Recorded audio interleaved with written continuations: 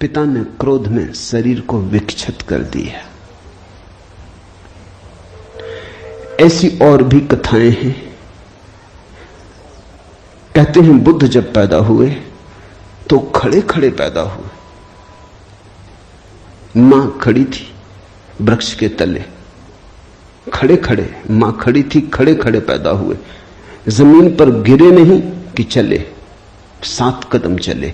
8वें कदम पर रुककर 4 आर्य सत्यों की घोषणा की कि जीवन दुख है। अभी 7 कदम ही चले हैं पृथ्वी पर कि जीवन दुख है, कि दुख से मुक्त होने की संभावना है, कि दुख मुक्ति का उपाय है, कि दुख मुक्ति की अवस्था है, निर्वाण की अवस्था है। लाओत्सु के संबंध में कथा है कि लाओत्सु बूढ़े पैदा हुए, 80 वर्ष के पैदा हुए, 80 वर्ष तक गर्भ में ही रहे।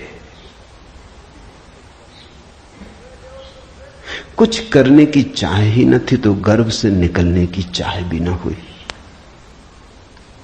कोई वासना ही न थी तो संसार में आने की भी वासना न हुई। जब पैदा हुए तो सफेद बाल थे, 80 वर्ष के बूढ़े थे।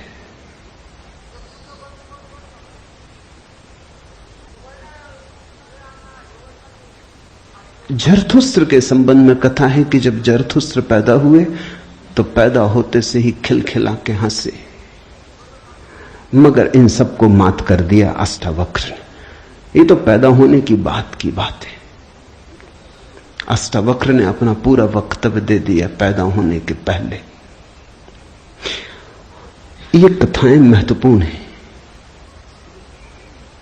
इन कथाओं में इन व्यक्तियों के जीवन की सारी सार संपदा है, निचोड़ है। बुद्ध ने जो जीवन भर में कहा उसका निचोड़। बुद्ध ने अष्टांगिक मार्ग का उपदेश दिया तो 7 कदम चले, 8वें पर रुक गए। 8 अंग हैं कुल। पहुंचने की अंतिम अवस्था है सम्यक समाधि।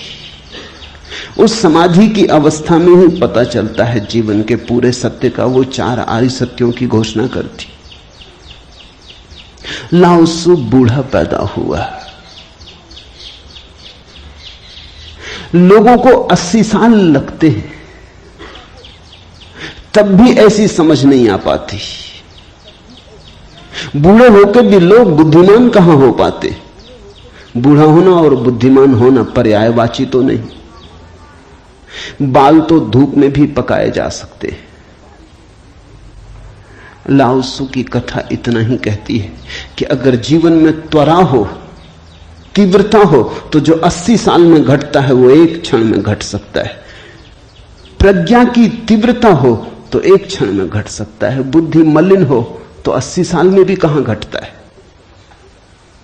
जरथुस्त्र जन्म के साथ ही हंसे। जरथुस्त्र का धर्म अकेला धर्म है दुनिया में जिसको हंसता हुआ धर्म कह सकते।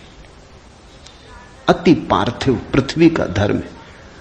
इसलिए तो पारसी दूसरे धार्मिकों को धार्मिक नहीं मालूम होते, नाचते गाते प्रसन्न। जरथुस्त्र का धर्म हंसता हुआ धर्म है, जीवन के स्वीकार का धर्म है, निषेध नहीं है, त्याग नहीं है। तुमने कोई पारसी साधु देखा? नंग धड़ंग खड़ा हो जाए, छोड़ दे, धूप में खड़ा हो जाए, धूनी रमा के बैठ जाए? नहीं, पारसी धर्म में जीवन को सताने, कष्ट देने की कोई व्यवस्था नहीं। जरथुस्त्र का सारा संदेश यही है कि जब हंसते हुए परमात्मा को पाया जा सकता है तो रोते हुए क्यों पाना। जब नाचते हुए पहुंच सकते हैं उस मंदिर तक तो नाहक कांटे क्यों बोने। जब फूलों के साथ जाना हो सकता है तो ये दुखवाद क्यों। इसलिए ठीक है, प्रतीक ठीक है कि जरथुस्त्र पैदा होते हंसे। इन कथाओं में इतिहास मत खोजना, ऐसा हुआ है ऐसा नहीं है। लेकिन इन कथाओं में एक बड़ा गहरा अर्थ है। तुम्हारे पास एक बीज पड़ा है। जब तुम बीज को देखते हो तो इससे पैदा होने वाले फूल की कोई भी तो खबर नहीं मिलती। ये क्या हो सकता है, इसकी भनक भी तो नहीं आती। ये कमल बनेगा, खिलेगा, जल में रहेगा और जल से अछूता रहेगा, सूरज की किरणों पर नाचेगा और सूरज भी ईर्ष्यालु होगा इसके सौंदर्य से, इसकी कोमलता से, इसके अपूर्व गरिमा, इसके प्रसाद से, इसकी सुगंध आकाश में उड़ेगी। ये बीज को देखकर तो पता भी नहीं चलता। बीज को तो देख के इसकी कोई कल्पना भी नहीं कर सकता, अनुमान भी नहीं कर सकता। लेकिन एक दिन ये घटता है। तो दो तरह से हम सोच सकते हैं।